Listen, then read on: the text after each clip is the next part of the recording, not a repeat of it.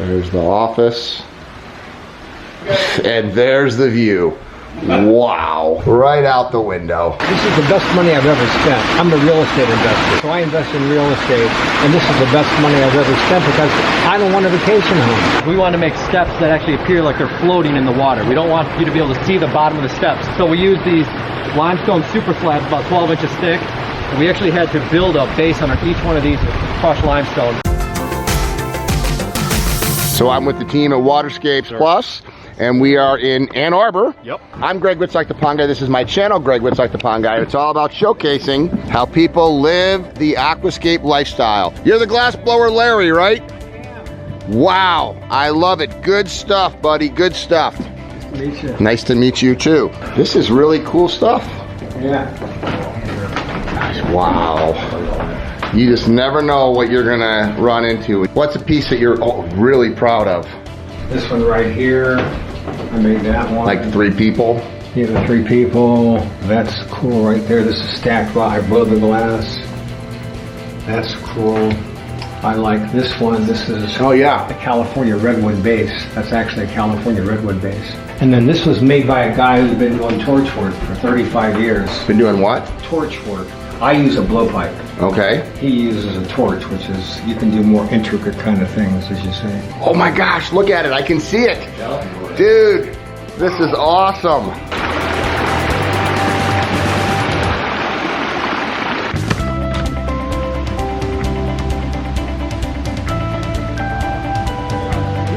My buddy's doing this contract for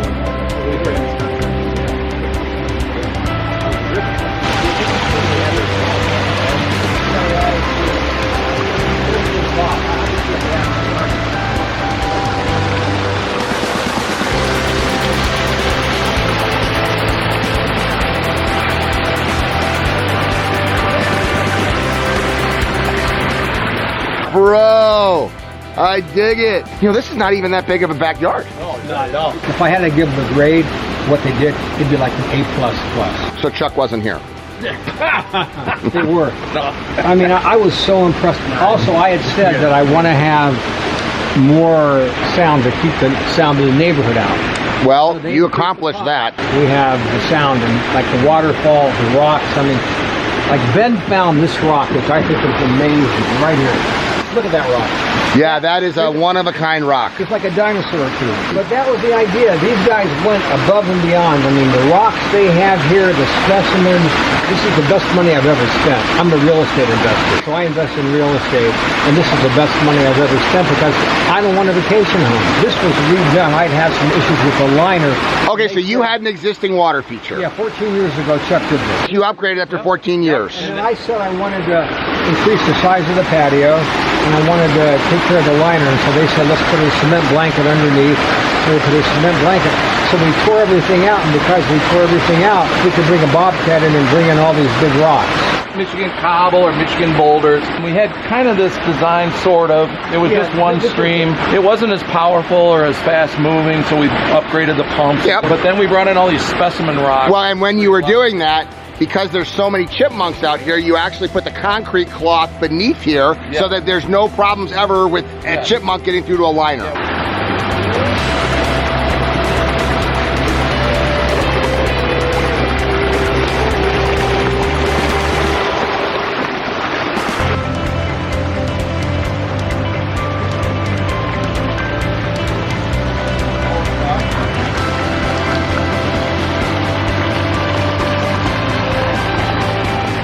Ted, describe what you were looking at when you were up here. Larry's such a special customer to us. I wanted to make sure, like, you know, we incorporated his glass work with our work, and the main point of the project was to make it about as natural as possible. It's so creative. So my favorite part about this feature is you would never know you're in a downtown busy setting. Yeah. How we set everything up with this sound, it's like an amphitheater. Just Well, I was impressed at the front yard. We have a couple of art hops twice a year where people come and we sell art from the neighborhood. People just come back there and they're blown away. But also was great the fact that they were smart and they said, let's do it in the winter. If I would have waited until the spring and it would have been wet, it probably wouldn't have been completed by now. Yeah. So that was real creative. Stuff came up with one of you guys said, let's start in December. Yeah, a lot of people say we're gonna wait till the springtime.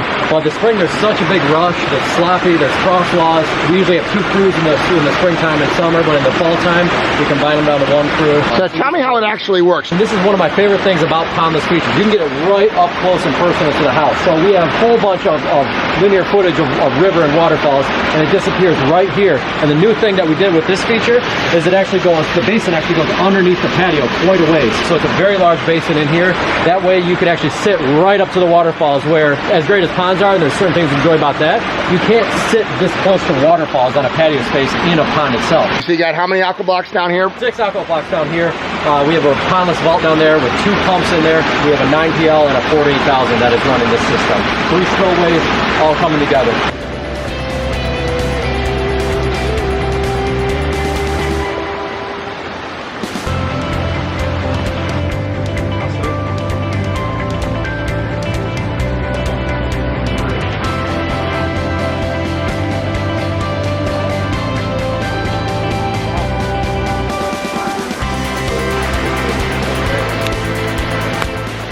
Some people, they spend hundreds of thousands of dollars and they create something.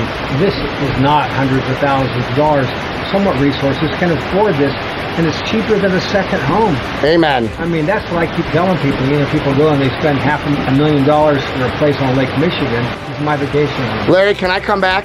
Yeah, absolutely. I want to come back and visit you because I know that every year this garden changes, doesn't it? Yes, totally. I got to look at the neighbor's yard compared to this yard because something tells me, yes, that's grass. There's a kiddie pool.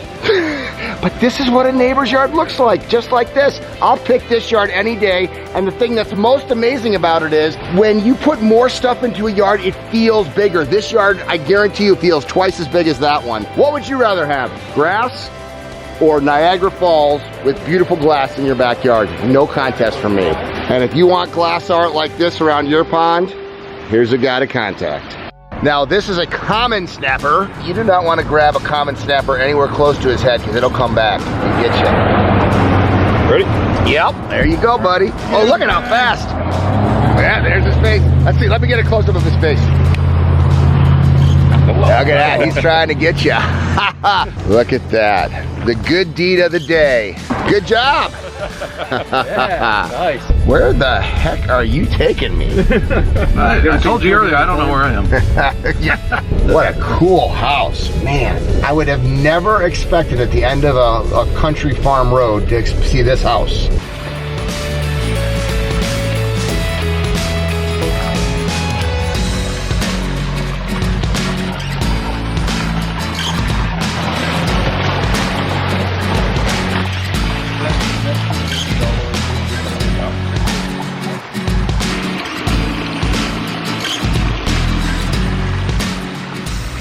When did you build this? This is last year, 2018. We built it in the summer. Started around September. So it's a kind of a cool combination. It's a modern home. You got an informal water feature with a formal part. Yeah, they wanted to really mix like modern and rustic. You do have a steel beam in here.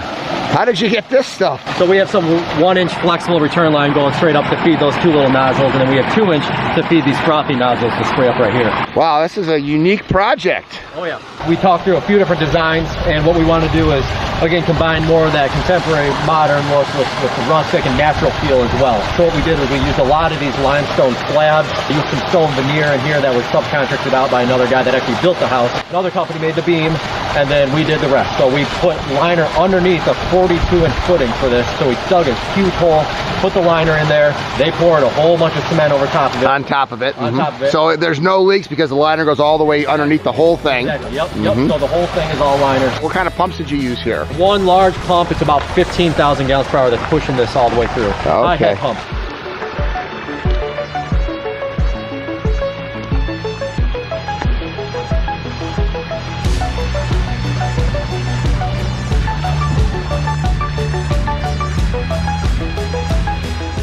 How'd you come up with this design, Ted? We came up with a new system that we called a ghost basin.